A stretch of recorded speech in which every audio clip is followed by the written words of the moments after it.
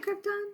All right, so we left off last time on our read aloud for Percy Jackson. Right now, if you have not yet finished your humanities assignment, go do that first and then come back, and then you can join us for this read aloud. For those of you that have not completed it, pause this video right now, go do that one, and then come back. Those of you that are still here, that means that you have finished your humanities assignment, and make sure that you have your Percy Jackson book so that way you can follow along on chapter 13 as I read it out loud. For me, I have this book, obviously, and I have page 197 where I'll start with chapter 13. All right, let's go. Chapter 13, I plunge to my death. We spent 2 days on the Amtrak train, heading west through the hills over rivers past amber waves of green. We weren't attacked once, but I didn't relax. I felt we were traveling around in a display case, being watched from above and maybe from below, and that something was waiting for the right opportunity. I tried to keep a low profile because my name and picture were splattered over the front pages of several East Coast newspapers. The Trenton Register News showed a photo taken by a tourist as I got off the Greyhound bus. I had a wild look in my eyes, and my sword was a metallic blur in my hands. It might have been a baseball bat or a lacrosse stick. The picture's caption read, 12-year-old Percy Jackson wanted for questioning in the Long Island disappearance of his mother 2 weeks ago is shown here fleeing from the bus where he accosted several elderly female passengers. The bus exploded on the East New Jersey roadside shortly after Jackson flew the scene. Based on eyewitnesses' account, police believe the boy may be traveling with 2 teenage accomplices. His stepfather, Gabe Ugliano, has offered a cash reward for information leading to his capture. Don't worry, said Annabeth. Mortal police could never find us. But she didn't sound so sure. The rest of the day I spent alternatively pacing the length of the train because I had a really hard time sitting still, or I was looking out the windows. Once I spotted a family of centaurs galloping across the wheat field, bows at the ready, and they hunted lunch. The little boy centaur, who was the size of a second grader on a pony, caught my eye and waved. I looked around the passenger car, but nobody else had noticed. The adult riders all had their faces buried in laptop computers or in magazines. Another time, toward the evening, I saw something huge moving through the woods. I could have sworn it was a lion, except that lions don't live wild in America, and this thing was the size of a Hummer. Its fur glinted gold in the evening light. Then it leapt through the trees and was gone. Our reward money for returning Gladiola the poodle had only been enough to purchase tickets as far as Denver.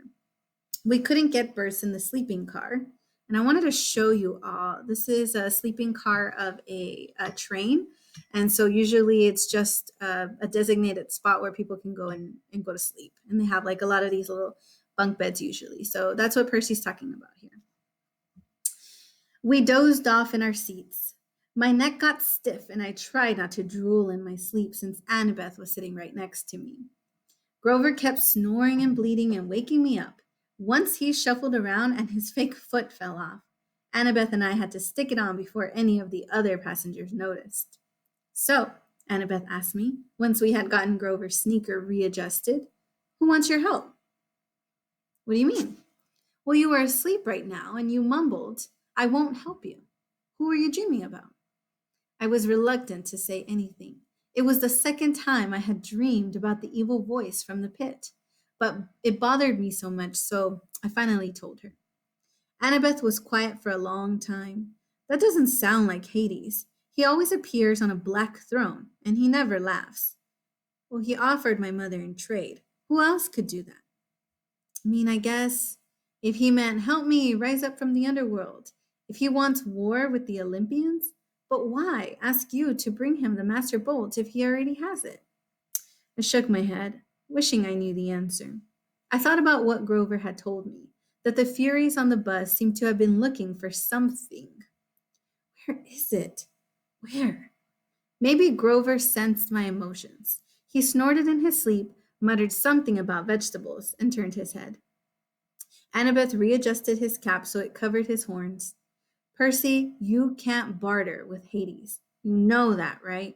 He's deceitful, heartless, and greedy. I don't care if his kindly words weren't as aggressive this time. This time, I asked, you mean you've run into them before? Her hand crept up to her necklace. She fingered the glazed white bead painted with the image of a pine tree. I think I found an image. So you can see this one right here. I don't know if you can see my little arrow, but this one right here is the white bead with the little pine cone on it.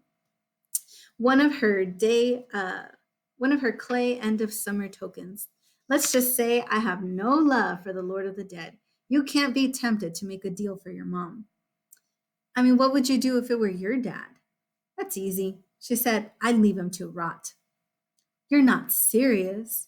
Annabeth's gray eyes fixed on me. She wore the same expression she had worn in the woods at camp the moment she drew her sword against the hellhound. My dad's resented me since the day I was born, Percy. He never wanted a baby, and when he got me, he asked Athena to take me back and raise me on Olympus because he was too busy with his work. She wasn't happy about that. She told him heroes had to be raised by their mortal parent. But how? I mean, I guess you weren't born in a hospital? I appeared on my father's doorstep in a golden cradle, carried down from Olympus by Saphir the west wind. You'd think my dad remembered that as a miracle, right? Like maybe he would take some digital photos or something. But he always talked about my arrival as if it was the most inconvenient thing that had ever happened to him. When I was 5, he got married and totally forgot about Athena. He got a regular mortal wife and had 2 regular mortal kids and tried to pretend I didn't exist. I stared out the train window. The lights of the sleeping town were drifting by. I wanted to make Annabeth feel better, but I didn't know how. My mother married a really awful guy, I told her. Grover said she did it to protect me, to hide my scent in a human family. Maybe that's what your dad was thinking. Annabeth kept worrying at her necklace. She was pinching at the gold college ring that hung around the beads. It occurred to me that the ring might be her father's. I wonder why she wore it so much if she hated him. He doesn't care about me, she said. His wife, my stepmom, treated me like a freak. She wouldn't let me play with her children, and my dad went along with her. Whenever something dangerous happened, something with monsters, they both looked at me resentfully, like, how dare you put our family at risk? Finally, I took the hint. I wasn't wanted, so I ran away. How old were you? The same age as when I started camp, 7. But you couldn't have gotten all the way to Half Blood Hill by yourself. No, not alone. Athena watched over me, guided me towards help, and I made a couple of unexpected friends who took care of me for a short time, anyways. I wanted to ask what happened, but Annabeth seemed lost in her sad memories. So I listened to the sound of Grover snoring and gazed out the train window as the dark fields of Ohio raced by. Toward the end of our second day on the train, June 13th, 8 days before the summer solstice, we passed through some golden hills and over the Mississippi River into St. Louis. Okay, so I have some pictures there. Annabeth craned her neck to see that gateway arch, which I have pictured there, which looked to me like a huge shopping bag handle stuck on a city. I want to do that, she sighed. What? I asked. Build something like that. You never see the Parthenon, Percy. Only in pictures. Well, someday I'm going to see it in person. I'm going to build the greatest monument to the gods ever, something that will last 1,000 years. I laughed. You? An architect? I don't know why, but I found it funny. Just the idea of Annabeth trying to sit quietly and draw all day. Her cheeks flushed. Yes, an architect. Athena expects her children to create things, not just tear them down, like a certain god of earthquakes I could mention. I watched the churning brown water of the Mississippi below. Sorry, Annabeth said. That was mean. Can't we work together a little? I pleaded. Didn't Athena and Poseidon ever cooperate? Annabeth had to think about it. I guess. The chariot, she said tentatively. My mom invented it, but Poseidon created horses out of the crest of waves. So they had to work together to make it complete. Then we can cooperate too, right? We rode into the city, Annabeth watching the arch disappear behind the hotel. I suppose, she said at last. We pulled into the Amtrak station downtown. The intercom told us we would have a 3-hour layover before departing for Denver. Grover stretched. Before he was even fully awake, he said, Food. Come on, goat boy, Annabeth said. Sightseeing. Sightseeing? Yeah, the Gateway Arch, she said. This might be my only chance to ride to the top. Are you coming or not? Grover and I exchanged looks. I wanted to say no, but I figured that if Annabeth was going, we couldn't let her go alone. Grover shrugged. As long as there's a snack bar without monsters. The arch was about a mile from the train station. Late in the day, the lines to get in weren't that long. We threaded our way to the underground museum, looking at the covered wagons and other junk from the 1800s. It wasn't all that thrilling, but Annabeth kept telling us interesting facts about how the arch was built, and Grover kept passing me jelly beans. So I was okay. I kept looking around at the other people in line. Hey, you smell anything? I murmured to Grover. He turned his nose out of the jelly bean bag long enough to sniff. Underground, he said distastefully. Underground air always smells like monsters. Probably doesn't mean anything. But something felt wrong to me. I had a feeling that we shouldn't be here. Guys, I said, you know the god's symbol of power? Annabeth had been in the middle about reading construction equipment used to build the arch when she looked over. Yeah? Well, Haiti. Grover cleared her throat. We're in a public place. You mean to say our friend downstairs? Aye, right, I said. Our friend way downstairs. Doesn't he have a hat like Annabeth's? You mean the Helm of Darkness, Annabeth said. Yeah, that's his symbol of power. I saw it next to his seat during the Winter Solstice Council meeting. He was there? I asked. She nodded. It's the only time he's allowed to visit Olympus, the darkest day of the year. But his helm is a lot more powerful than my invisibility hat, if what I've heard is true. It allows him to become darkness, Grover confirmed. He can melt into shadow or pass through walls. He can't be touched, seen, or heard. And he can radiate fear so intense it can drive you insane or stop your heart. Why do you think all rational creatures fear the dark? But then, how do we know he's not here right now, watching us? I asked. Annabeth and Grover exchanged looks. We don't. Thanks, that makes me feel a lot better, I said. Got any blue jelly beans left?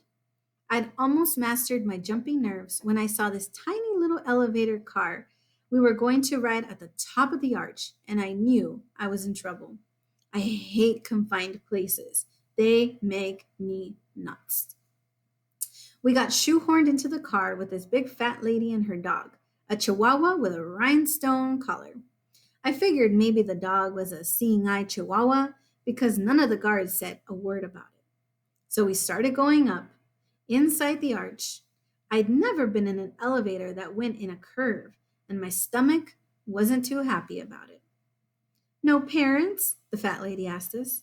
She had beady eyes, pointy, coffee-stained teeth, a floppy denim hat, and a denim dress that bulged so much she looked like a blue jean blimp. They're below, Annabeth told her, scared of heights. Oh, poor darlings. The chihuahua growled, and the woman said, Now, Sonny, behave. The dog had beady eyes like the owner, intelligent and vicious. I said, Sonny, is that his name? No, the lady told me. She smiled as if that cleared everything up. At the top of the arch, the observation deck reminded me of a tin can with carpeting. Rows of tiny windows looked out onto the city of one side and the river on the other. The view was okay, but there's anything I like less than a confined space, it's a confined space 600 feet in the air. I was ready to go pretty quick. Annabeth kept talking about structural supports and how she would have made the windows bigger and designed a see-through roof or see-through floor. She probably could have stayed up there for hours. But luckily for me, the park ranger announced that the observation deck would be closing in a few minutes. I steered Grover and Annabeth toward the exit, loaded them into the elevator, and I was about to get in myself when I realized there were two other tourists inside. No room for me. The park ranger said, "Next car, sir." "We'll get out," Annabeth said. "We'll wait with you." But that was going to mess everybody up and take more time, so I said, "Nah, it's okay. I'll see you guys at the bottom." Grover and Annabeth both looked nervous, but they let the elevator door slide shut. Their car disappeared on the ramp. Now the only people left on the observation deck were me, a little boy with his parents, the park ranger, and the fat lady with her chihuahua. I smiled uneasily at the fat lady. She smiled back. Her forked tongue flickered between her teeth. Wait a minute. Forked tongue? Before I could decide if I had really seen that, her chihuahua jumped down and started yapping at me. You know, those little chihuahua yaps. Now, Sonny, the lady said. "Does this look like a good time? We have all nice people here." "Doggy," said the little boy. "Look, a doggy." His parents pulled him back. The chihuahua bared his teeth at me, foam dripping from its black lips. "Well, son," the fat lady said, "if you insist." Ice started forming in my stomach. Did you just call that chihuahua your son?" "Chimera, dear," the fat lady corrected. "Not a chihuahua. It's an easy mistake to make."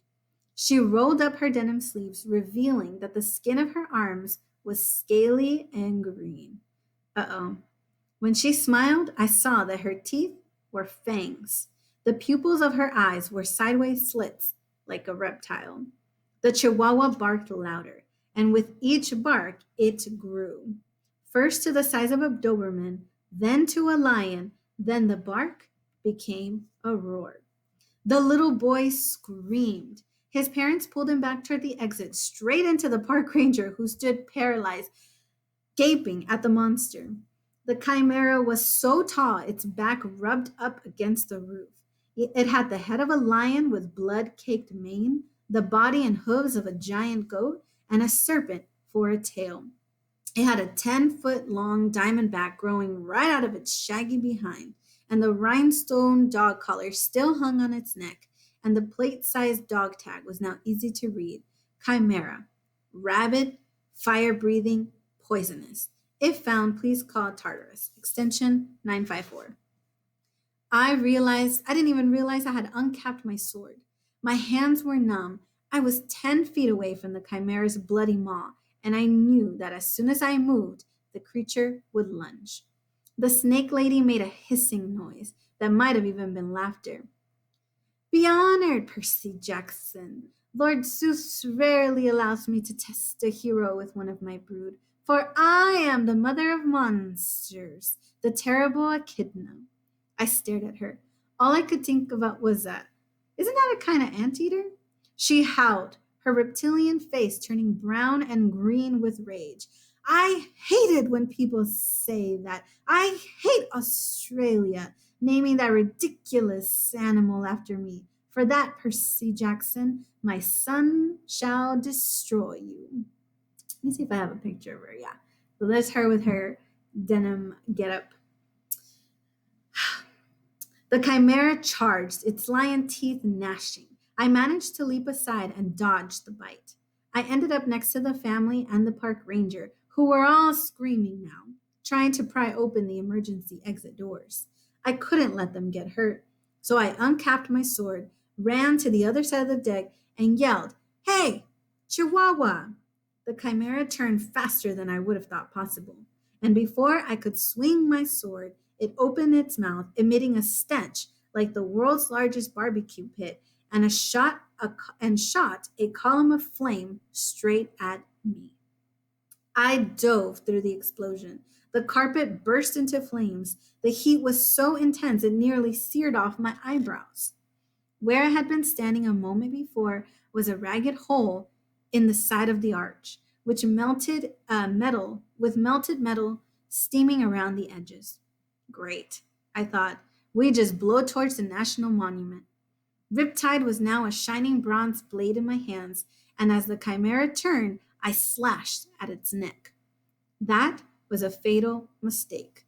The blade sparked harmlessly off the dog collar, and I tried to regain my balance, but I was so worried about defending myself against the fiery lion's mouth, I completely forgot about the serpent tail until it whipped around me and sank its fangs into my calf. My whole leg was on fire. I tried to jab Riptide into the chimera's mouth, but the serpent tail wrapped around my ankles and pulled me off balance, and my blade fell out of my hand, spinning out of the hole in the arc and down toward the Mississippi River. I managed to get on my feet, but I knew I had lost. I was weaponless. I could feel the deadly poison racing up against my chest, and I remember Chiron saying that anaclysmos. How do we say that? Anaclysmos would always return to me, but there was no pen in my pocket. Maybe it had fallen too far away. Maybe it was only returned when it was in pen form. I didn't know, and I wasn't going to live long enough to find out. I backed into the hole in the wall. The chimera advanced, growling, smoke curling from its lips. The snake lady, Echidna, cackled. They don't make heroes the way they used to, eh, son? The monster growled. It seemed like it was in no hurry to finish me off now that I was beaten. I glanced at the park ranger and the family. The little boy was hiding behind his father's legs. I had to protect these people. I couldn't just die. I tried to think, but my whole body was on fire. My head felt dizzy, and I had no sword. I was facing a massive fire breathing monster and its mother, and I was scared. There was no place to go, so I stepped to the edge of the hole far below. The river glittered. If I died, would the monsters go away and would they leave these humans alone? If you are the son of Poseidon, Echidna hissed, you would not fear water. Jump, Percy Jackson. Show me that the water will not harm you. Jump and retrieve your sword. Prove your bloodline. Yeah, right. I thought. I'd read somewhere that jumping into water from a couple of stories up was like jumping onto solid asphalt. From here, I'd splatter on impact. The chimera's mouth glowed red, heating up for another blast. You have no faith, Echidna told me. You do not trust the gods. I cannot blame you, little coward. Better you die now. The gods are faithless. The poison is in your heart. She was right. I was dying. I could feel my breath slowing down. Nobody could save me, not even the gods. I backed up and looked down at the water. I remembered the warm glow of my father's smile when I was a baby. He must have seen me. He must have visited me when I was in my cradle. I remembered the swirling green trident that had appeared above my head the night of Capture the Flag, when Poseidon had claimed me as his son. But this wasn't the sea. This was the Mississippi, dead center of the USA. There was no sea god here. Die, faithless one, Echidna rasped, and the chimera sent a column of flame toward my face. Father, help me, I prayed. I turned and jumped. My clothes on fire, poison coursing through my veins, I plummeted toward the river. And that is the end of chapter 13. Should we keep going? Okay, we'll also do chapter 14. Chapter 14, I became a known fugitive. Okay, all right. I'd love to tell you that I had some deep revelation on my way down, that I came to terms with my own mortality, and I laughed in the face of death. But the truth is, my only thought was, ah! The river raced toward me at the speed of a truck. Wind ripped the breath from my lungs. Steeples and skyscrapers and bridges tumbled in and out of my vision. And then, boom! A whiteout of bubbles as I sank through the murk, sure that I was about to end up embedded in 100 feet of mud and lost forever. But my impact with the water hadn't hurt. I was falling slowly now. Bubbles were trickling through my fingers. I settled on the river bottom soundlessly. A catfish the size of my stepfather lurched away in the gloom. Clouds of silt and disgusting garbage, beer bottles, old shoes, plastic bags, all swirled around me. At that point, I realized a few things. First, I had not been flattened into a pancake. Good. I had not been barbecued. Good. I couldn't even feel the chimera poisoning boiling in my veins anymore. I was alive, which was good. The second realization was I wasn't wet. I mean, I could feel the coolness of the water, and I could see where the fire on my clothes had been quenched. But when I touched my own shirt, it felt perfectly dry. I looked at the garbage floating by and snatched an old cigarette lighter. No way, I thought. I flickered the lighter and it sparked up. A tiny flame appeared right there at the bottom of the Mississippi River. I grabbed the soggy hamburger wrapper out of the current and immediately the paper turned dry. I lit it with no problem, but as soon as I let it go, the flame sputtered out and the wrapper turned back into a slimy rag. Weird. But the strangest thought occurred to me only last. Wait a minute. I was breathing. I was underwater and I was breathing normally. I stood up, thigh deep in mud. My legs felt shaky and my hands trembled. I should have been dead. The fact that I wasn't seems like a miracle. I imagine a woman's voice, a voice that sounded a little like my mother's. Percy, what do you say? Um, Thanks. Underwater, I sounded like I did on recordings, like a much older kid. Thank you, Father. No response. Just a dark drift of garbage downriver and the enormous catfish gliding by, the flash of a sunset on the water surface far above, turning everything the color of butterscotch. Why had Poseidon saved me? The more I thought about it, the more ashamed I felt. So I had gotten lucky a few times before. Against a thing like the Chimera, I never stood a chance. Those poor people in the ark were probably toast. I couldn't protect them. I was no hero. Maybe I should just stay down here with the catfish and join the bottom feeders. Thump, thump, thump. A riverboat's paddle wheel churned above me, swirling the silt around. There, not 5 feet in front of me, was my sword. Its gleaming bronze hilt sticking up in the mud. I heard that woman's voice again. Percy, take the sword. Your father believes in you. This time I knew the voice wasn't in my head, and I wasn't imagining it. Her voice seemed to come from everywhere, rippling through the water like a dolphin's sonar. Where are you? I called out. Then through the gloom I saw her, a woman the color of the water, like a ghost in the current, floating just above the sword. She had long, billowing hair, and her eyes, barely visible, were green, like mine.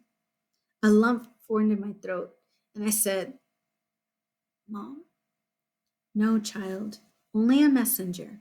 Though your mother's fate is not as hopeless as you believe. Go to the beach in Santa Monica. What? It is your father's will. Before you descend into the underworld, you must go to Santa Monica. Please, Percy, I cannot stay long. The river here is too foul for my presence.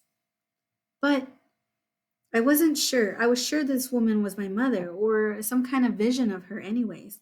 Who, how did you? There was so much I wanted to ask her, but the words jammed up in my throat. I cannot stay, brave one, the woman said. She reached out, and I felt the current brush my face like a caress. You must go to Santa Monica. And Percy, do not trust the gifts. Her voice faded. Gifts? What gifts? Wait! She made one more attempt to speak, but the sound was gone, and her image melted away. If it was my mother, I had lost her again. I felt like drowning myself. The only problem was, now I was immune to drowning. Your father believes in you, she had said. She had also called me brave, unless she was talking to the catfish. I waded toward Riptide and grabbed it by the hilt. The chimera might still be up there with its snaky, fat mother waiting to finish me off. At the very least, the mortal police would be arriving soon, trying to figure out who had blown a hole in the arch. If they found me, they would have some questions. So I capped my sword, stuck the ballpoint pen back into my pocket, and said, "Thank you, Father," to the dark water. Then I kicked up through the muck and swam to the surface. I came ashore next to a floating McDonald's. A block away, every emergency vehicle in St. Louis was surrounding the arch. Police helicopters circled overhead, and the crowd of onlookers reminded me of Times Square on New Year's Eve. A little girl said, "Mama, that boy walked out of the river." "That's nice, dear," her mother said, craning to watch the ambulances. "But he's dry." "That's nice, dear." A news lady was talking for the camera. "Probably not a terrorist attack," we're told, "but it's still very early in the investigation. The damage, as you can see, is very serious. We're trying to get some of the survivors to question them about eyewitness reports of someone falling from the arch." Survivors. I felt a surge of relief. Maybe the park ranger and the family made it out okay, made it out safely. I hoped Annabeth and Grover were okay.